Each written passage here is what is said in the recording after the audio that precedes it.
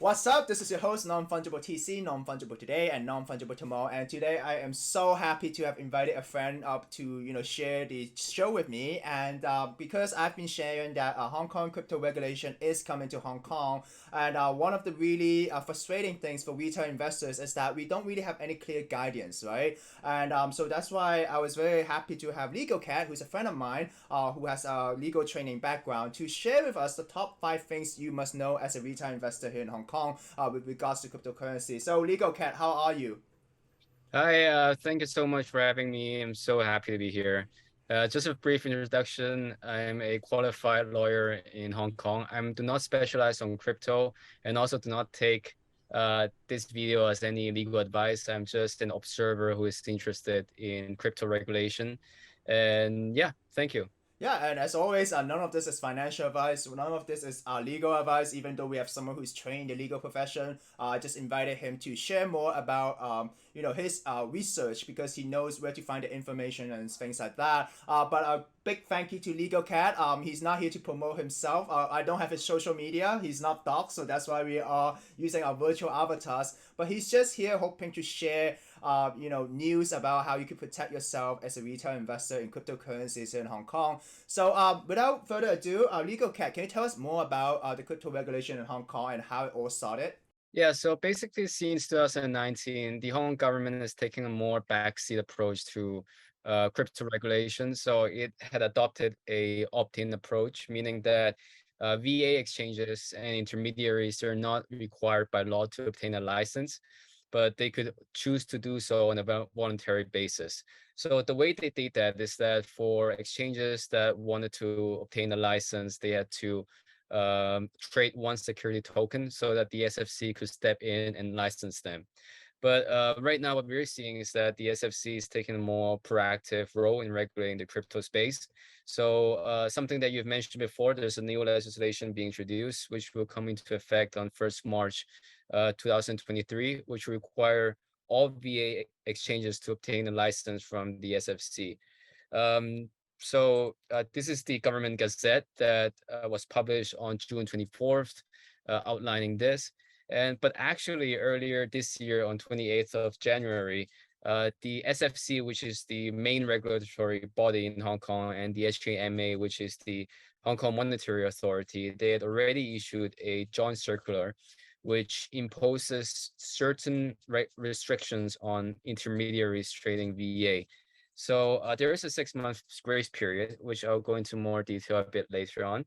But I think an interesting point is that the CEO of the SFC is actually a man called Ashley Elder, who is also the chairman of the board of International Organization of Securities Commission. So how the SFC regulates VA in Hong Kong could potentially shape regulations around the world. Wow, so definitely we do have to be on touch with these latest news, especially here in Hong Kong. Sometimes we proud ourselves as the international financial center, right? So maybe that could have effect globally. So what are the 5 things that you think we need to know as retail here in Hong Kong? And and also one of the biggest question is that what defines a virtual asset, right? Because we're talking about VAs, right? VA is basically virtual asset. Okay, share us more about the definitions. Yeah, so virtual assets was defined in the circular actually. So they define it as uh, basically a digital representation of value, which may be in the form of a digital token. So such as utility tokens, stable coins, or security or asset-backed tokens. And or irrespective of where the amount of securities or future contracts, but it excludes digital representation of fiat money issued by central banks. So that's their definition. I think another point to add is that it would not the current regulations do not cover NFTs. So NFT are not currently regulated, but I'll go into a bit more detail in a bit later. Yeah, so the first one is quite obvious. So basically, all VA exchanges will be required to obtain a license, regardless of whether they're trading security or non-security VAs.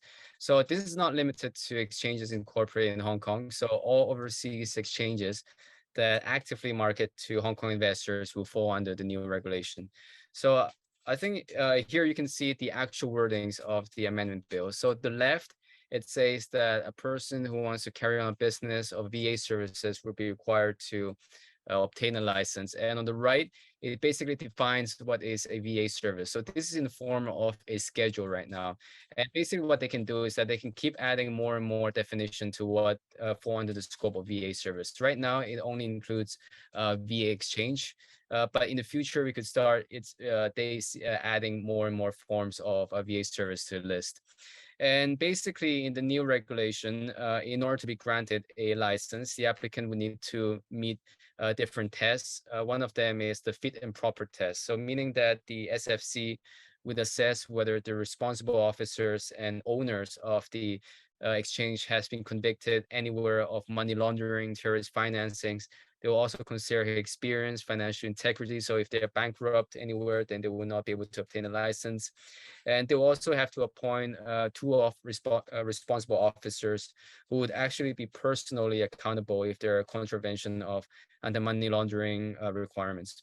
So this would be a criminal offense if a VA exchange does not obtain a license, which would be a fine of 5 million Hong Kong dollars and 7 years imprisonment. So this is quite a far-reaching comprehensive regulation compared to the opt-in approach adopted by the SFC. Now, all exchanges have to proactively reach out and apply for a license, irrespective if they are based in Hong Kong or not.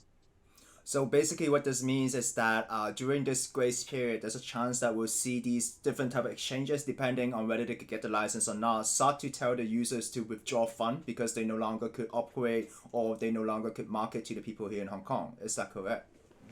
Yeah, so that's the gist. So basically, under the new law, there's going to be what they call a deeming provision.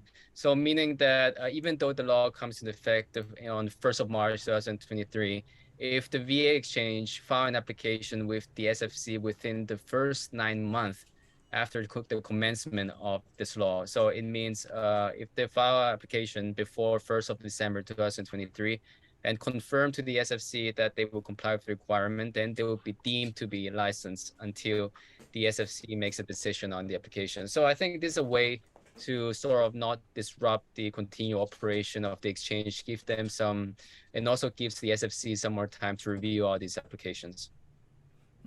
But I think one of the most important thing that we as retail investors want to know is that initially these virtual asset exchanges could only be allowed to provide services to professional investors, like institutional investors. So is that true? And what should we expect? What type of people could trade after March 1st? Yeah, that's correct. And that brings me to the second point, actually, that initially under this new regime, the VA exchange can only provide services to professional investors. So what do they mean by that? So under the law, there's three types of professional investors. One is what they call institutional professional investors, which means any recognized exchange companies, recognized clearinghouse, basically SFC approved and licensed corporation and institutions. So the second one are corporate professional investors, which includes trust corporations with assets not less than 40 million Hong Kong dollars and corporation or partnerships with a portfolio of at least 8 million Hong Kong dollars. So that translates to around 1 million US dollar for information, and or total assets of at least $40 million. So this would not include your VA holdings. So it means that your liquid assets must be at least $8 million in your portfolio in order to qualify as the corporate professional investors. But thirdly, which I think most people would be concerned about, is that it will only provide service to individual professional investors as well. So this is defined as individuals with a portfolio of at least 8 million Hong Kong dollars. Including whether it's a portfolio of his own portfolio in a joint account with his associate being a spouse or a child, his share in a portfolio on a joint account with other persons, or a portfolio of a company which has as its principal business the holding of the investments and is wholly owned by the individuals. So basically, if you want to qualify as a professional investors, you need to have a portfolio of at least 8 million Hong Kong dollars or 1 million US dollars. So that's at the very beginning, that would be the limitation imposed on the licensees. Wow. So is there any exception or something like that for retail investors that do not hold 8 million Hong Kong dollars? Because that's a huge amount for retail investors, right? Yes, so this applies to licenses. So no, I mean to exchanges. So if a VA exchange want to trade initially and obtain a license, they can only trade with professional investors. But actually, intermediaries, which bring me to the third point, is that intermediaries can offer certain VA products, only certain VA products to retail investors. And this is based on the circular that was published by the SFC and the HKMA. So as you can see, this is an extract of the circular, and it says that with the exception of certain VA-related products, they can only offer those services, those products to professional investors. And they basically have a comprehensive list in the as an informed schedule of what amounts to complex products that can only be traded to professional investors. But this leeway is basically quite limited. So even under this restriction, most of the VA-related products would only be able to be offered to professional investors. And also, an intermediary intending to engage in VA-related activities, they have to notify the SFC and the HKMA. And there is a 6-month grace period. So it means that this comes into effect on the 28th of July, 2022. And basically what it means is that at the very beginning, most products can only be offered to professional investors. And for exchanges, they can only trade with professional investors. Eventually, they might relax the rules, but that is the current regulation. So, boom, this piece of news, right? One of the things they're saying is like, for example, an overseas virtual asset non-derivative ETF would very likely to be considered a complex product and should be only offered to professional investors. So, what it means is that, for example, if you're on certain retail exchanges and you're buying certain futures contract for Bitcoin, something like that, so those type of futures product would not be offered to retail investors. Is that correct? Yes, but of course you can, if you want to have a comprehensive view of how they define complex products, you can take a look at the circular. They have a schedule there, and then they go into a bit of detail of what is allowed and what is not allowed. But that's Yeah, but simply put, like for example, if I want to buy Bitcoin, I want to buy Ethereum, when the bill is passed to law, right? Can I, as a retail investor, without 8 million in my portfolio, be able to do it right now, or is still to be confirmed? yeah. So if you're dealing with a VA exchange, then you would not be able to. If you are a retail investor, then you cannot trade with you cannot a VA exchange cannot offer services to a retail investor. Understood. So basically, the whole thing that we need to know is summarize that okay, all of these VA exchanges need to get a license, but the problem is by using these like by obtaining a license, they no longer could serve retail investors in the early phases, right? Which is early March 2023. But then it is still to be confirmed when they could offer services to retail investors. So that's what we need to know. Yes. So it is very likely that maybe during this period of time, these exchanges will start reaching out to Hong Kong retail investors, telling them to withdraw their cryptocurrency, withdraw their money because they no longer could provide service to you. Yes, that's a possibility. Or maybe they could, if they do apply for a license and they say to the SFC that they agree to comply with all the requirements of the SFC, then they will be granted a deemed license. So if they do file an application and the SFC eventually does approve the license, then they could continue operate as they have been operating without any disruption to their business. So it depends on whether these exchanges they agree to these new requirements set by the SFC.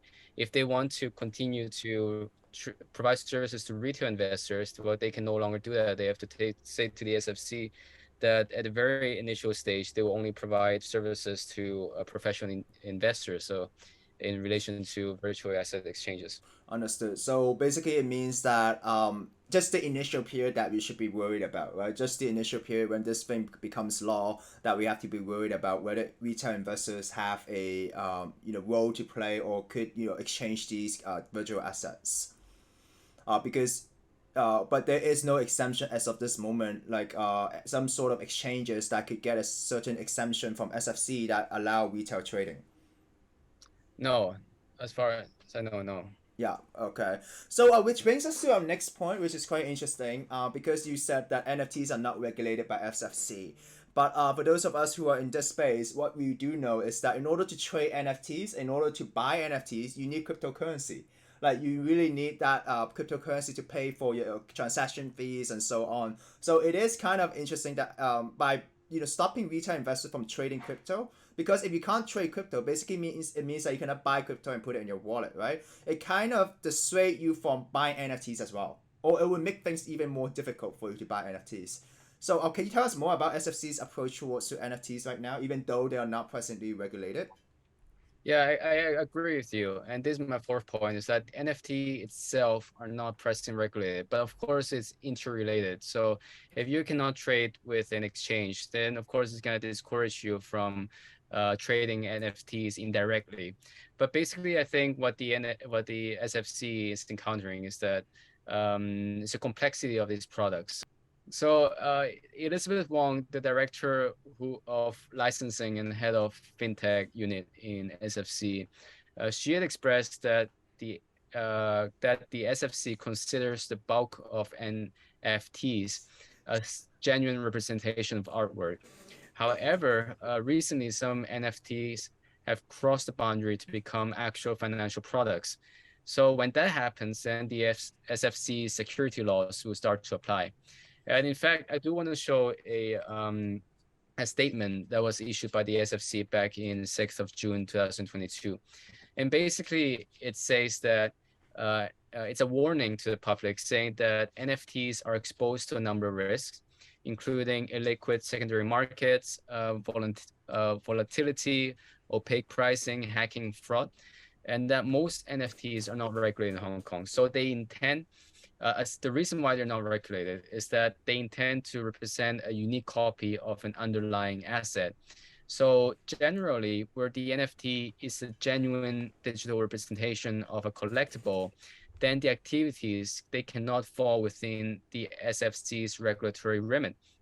However, and this is noted in the statement, where the NFT is in fact a financial asset, then it will be regulated by the SFC. And they cite two examples where this could happen.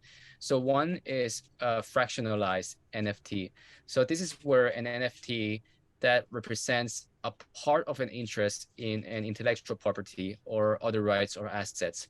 So for example, if an NFT represents an interest in high value painting, then it could be an interest in a collective investment scheme, a CIS, which is a form of security. And secondly, the second example is a fungible NFT, which is a bit clear because this would not really be an NFT. So, but I think what the SFC is saying is that what we have to look at is substance over form. So even if something is named as a NFT, if in essence, in fact, it has characteristics of a collective investment scheme or any sort of security, then it will fall under the regulation of the SFC. But currently, if it is a genuine representation of a artwork, then it will not fall, it will not be regulated. I think the really interesting thing is that a lot of NFT projects, they do use NFT to raise funds. Like it's kind of like a Kickstarter campaign, right? Some of the projects they'll be like, oh, do you want to have like a partial ownership of maybe a bakery, a donut shop, or something like that? And if that really happens, because a lot of these projects are in the US, so it'll be interesting to see how the SFC really regulates it, like really really stop people from Hong Kong from being approached by these people as well, because all the website is open globally. Unless what they could enforce is that these websites could no longer provide access to IP addresses in Hong Kong, which kind of really like, because for me myself, I invested in an NFT, which is basically giving me ownership of a music album. So what happened is that the streaming royalty of that NFT would be paid out to NFT holders. So recently, this website decided to ban all the login and all the access from Hong Kong IP address. And I think the reason for that is because of this. So it kind of sucks to see this. And in the end, I was forced to sell my NFT, which kind of defeats the purpose, right? But I do think that if the SFC is really going to enforce this, there is a chance that existing NFT owners with NFTs that have specific maybe CIS element would lose access to those websites if the SFC really seriously enforce it. So another takeaway from this is that if you're currently holding NFTs, that gives you a part of ownership of a certain investment, right? For example, if you own an NFT that gives you ownership of a bakery shop, okay? Maybe it is time to start, like, not financial advice though, right? But if the SFC really does clamp down into this, and if these websites have to block the access from maybe Hong Kong IP addresses, maybe it is time to look for an exit plan. Yeah, so I think that's a very good example. So, and also the SFC, they regulate the issuer of the NFTs. So, but the example that you gave, that does seem to have characteristics of a collective investment scheme. So where the NFT actually represent an interest in the scheme, which is a form of investment, and then you earn some sort of return from that scheme. So in that case, then it would be a form of a security, and strictly speaking, it would be regulated by the SFC, even under current laws. Yeah, I think it would be interesting to see because to be honest, a lot of people are into NFTs to get a certain amount of yield, right? They're here to kind of speculate on the price and stuff like that. So I do think that to a certain extent, the NFT market here in Hong Kong would be more focused on the floor price and the trading price of the asset itself, rather than focusing on maybe a yield related asset, right? Because for example, some NFTs allow you to stake it and then you get tokens in return, right? Those would be very similar to CIS, which could be regulated. So I think the ecosystem here in Hong Kong would definitely have a shift in terms of NFT buying and also selling of NFT. So when could we start to see SFC really start taking enforcement actions into the coming years and weeks or maybe even months? Yeah, so this brings me to my last point, is that I do think that now that we're seeing the SFC is proactively regulating this space, and including the joint circular that was published and the amendment to the anti-money laundering ordinance, I do see that the SFC may start taking enforcement actions in the coming years against VA exchange or intermediaries. And since the joint circular actually comes into effect by 28th of July. Well, it already come into effect, but there is a grace period. So by the 28th of July 2022, all intermediaries would have to comply with the requirements, including the requirements that they can only sell very limited type of products to retail investors. So this is something, if you're intermediary, then it's definitely something to watch out for. And another thing to note is that, as I mentioned, there is a deeming provision. So it means that if an exchange files an application with the NFC within the 9 months after the commencement of this new law, meaning if they file an application before 1st of December 2023 and confirm to the SFC that they will comply with the requirements, then they will be deemed to be licensed until the SFC has made a decision on the actual application. So I think an interesting thing is that we do see the SFC start eyeing certain exchanges. So for example, this is a warning statement that was published by the SFC on unregulated virtual asset platform, but specifically it names Binance in this circular, in this statement. So so basically the warning statement, it says that Binance is not licensed to offer stock tokens. Sorry, I just want to say that I remember this piece of news from last year. So this news was in 2021, July 16th, right? So what happened was that Binance listed different type of stock token. So the price of the token moves with the stock. So you can actually speculate on the trading. So it's kind of like a stock, but it's tokenized, right? But the SFC issued this, and then Binance immediately removed it from its platform. So I think what Legal Cat is trying to say is that the SFC, they have been keeping their eye on major exchanges here in Hong Kong. So simply put, if this is if this bill is passed to law, definitely these exchanges will have to immediately comply. Yeah, and I do think what the SFC understands is that all these virtual assets, types of services, they're very fluid. So basically, substance over form, right? So even though you call something as a token or a NFT, if in fact it has characteristics of securities and you're merely trying to use the name to get by certain regulatory requirements, then the SFC knows what you're doing, and then you still have to comply with the existing securities requirements moving forward. So I think the last point is that it's something that Elizabeth Wong, the director of licensing, had also mentioned, is that they are working very closely with international regulators around the world, because most VA transactions, they are very often cross-border. So it would require the SFC to work with other regulators to have a coordinated approach. So that's something that they're actively doing at the moment. I think it's great that you bring this point out because the EU themselves also recently came to a consensus with regards to anti-money laundering, right? So everything is kind of crashing down at the same time. Which really goes to the final point, and that is the reason why we're doing this is for educational purpose, like for informational purpose, and for entertainment purposes. I would say, we are just two random strangers on the internet using virtual avatars. But I think one of the really important thing is that as a retail investor, what does it mean, right? First of all, you are doing your due diligence, which is great that you're watching this video, trying to understand what is happening. But the next point is that, okay, how can we protect ourselves, right? There's actually a few approach that you can do, right? The first approach is to cash out your cryptocurrencies and cash out your NFTs, right?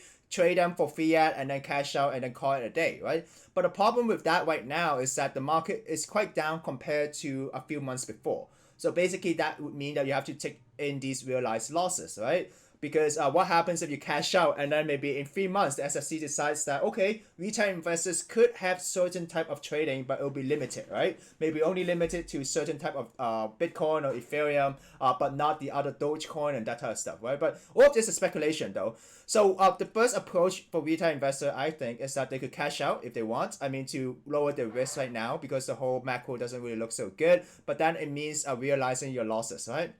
The second approach is to move these cryptocurrencies and NFTs into like a wallet, right?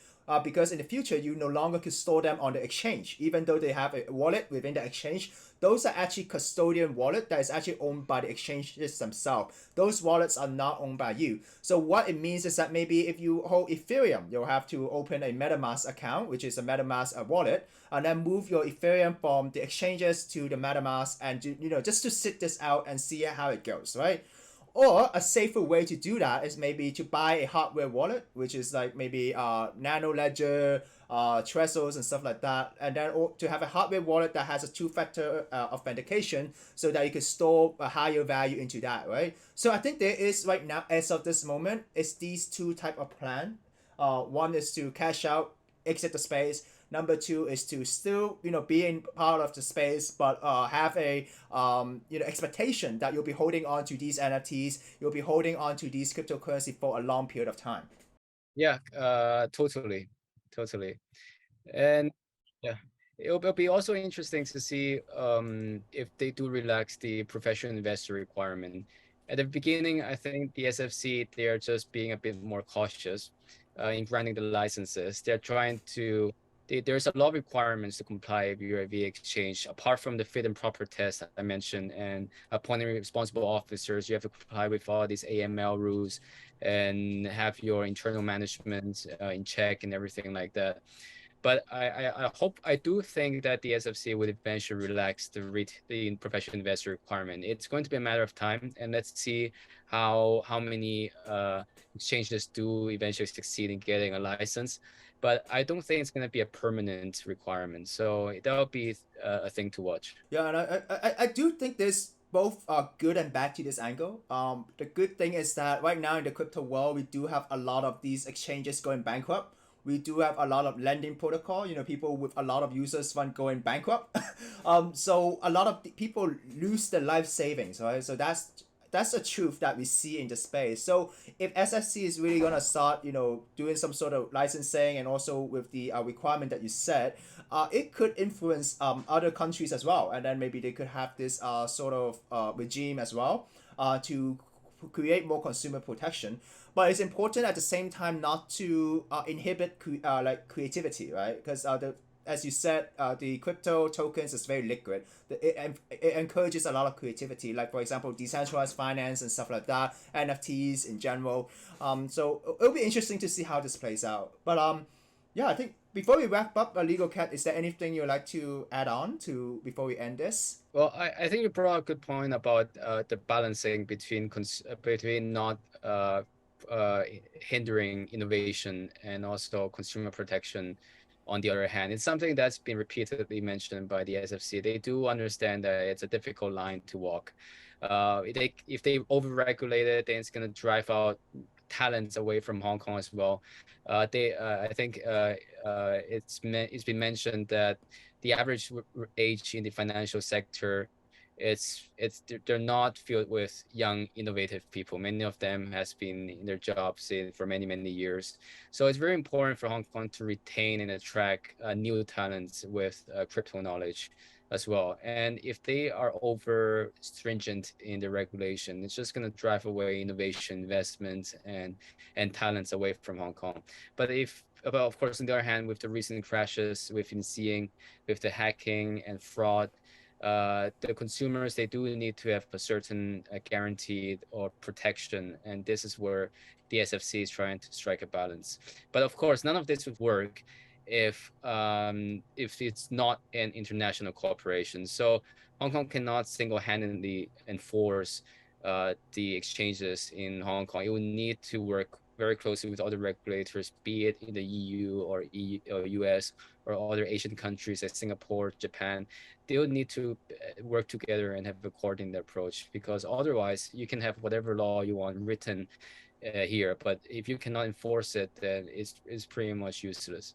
Yeah, and I think before we move on, I do want to mention something that just came up to my mind, and that is a DeFi. Like we were talking about the strategies as a retail investor. So definitely some of you might be familiar with DeFi, where you actually could trade tokens on decentralized platforms. But I do have to say that DeFi carries its own inherent risks. So if you are an active trader, if you have been actively trading on these exchanges, and if you want to move to decentralized finance, you'll have to take these risks into account and see whether it's worthwhile to take these risks, right? Because DeFi protocol is even more prone to hacks, is even more prone to scam, is even more prone to regulatory risk in general as well. So that is just something I just wanted to add in. But Legal Cat, since you're from a legal profession, just want to ask you about the Hong Kong legal profession and also about crypto and NFTs, right? Because I know you are relatively you are a curious person like the cat, right? You do your own research, you check out new technologies, you check out crypto, NFTs. But what do you say is the current state of the legal industry right now in with regards to NFTs and also cryptocurrencies? Yeah, so the Hong Kong regulation is changing almost every day. We've been seeing a lot of developments in this year. So as I said, I do not specialize in crypto regulation. I'm just an observer who is interested in this space. But even I can say that even the legal profession, they are having a hard time keeping up with what the latest law is, especially because there isn't really one single comprehensive document you can refer to when you want to know what the current status of the regulation is. You have to refer to different statements, circular, as I mentioned, amendments to different bills in order to have a comprehensive understanding. And as a layperson, it's very hard for a normal retail investors to know what is the current status. So I hope that through this video, I could summarize some of the main points and of what the current status is, so that you could have a better understanding. And of course, if you want, you can go and have a more in-depth look at the circular and the amendments to the bill that I mentioned. But I do see that there are more and more legal professionals who are starting to specialize more into this very specific space. And I do see there's going to be a need for this, especially because it's so hard to understand, so incomprehensible, and so many variables involved. The legal profession do have to step in and to guide the public on what the current status is. So I do think it's in a very interesting space to watch. All right, so thank you so much for compiling everything. I know you spent like a week over and then you to write all these points. We have another window which is all your talking points. So I really appreciate this. Thank you for coming, Legal Cat. And so hopefully I'll have you on the channel some other day. Yes, so I think that if anyone wants they're curious about a specific, maybe a legal topic relating to crypto and NFT, I mean, you could raise it in the comments below, and then maybe we could make another video about this. Sure, and also I'll get all the links, the circular, the stuff like that from Legal Cat, and I'll post it in the description link below, so you guys could check it out as well. So thank you, Legal Cat, for sharing this weekend with me. I'm really happy to do this with you, and to have you on the channel and be part of this. So yeah, thank you. Bye bye. Bye bye.